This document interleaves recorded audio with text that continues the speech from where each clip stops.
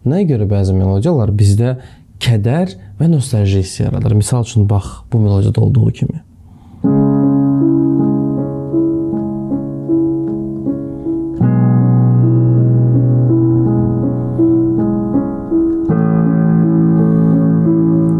Bəziləri isə bizi əksinə ruhlandırır və şənləndirir. Misal üçün,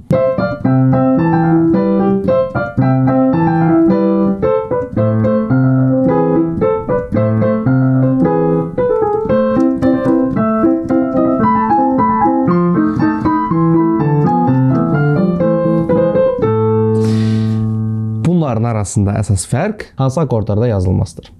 Əvvəldə ifa elədiyim minor akordlarda daha sakit ritmdə, ikinci ifa elədiyim isə Mozart'ın ən sevdiyi major akordlardır. Bəs bu major və minor nəyə görə bizə belə hisslər yaradır? Məsələ o major və minor akordların strukturundadır.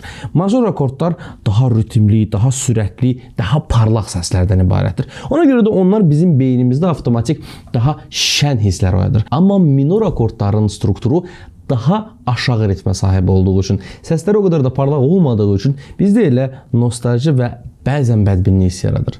Bəzi insanlar var ki, təbii ki, bu cür musiqidən həzz alırlar. Buna psixologiyada katarsis deyirlər. Əslində musiqi təkcə səs deyil. O bizim emosiyalarımızın bir dilidir. Öz dilimizlə deyə, öz dilimizlə ifadə edə bilməyəcəyimiz şeyi bəzən, məsələn, piano dilləri ilə ötürə bilirik.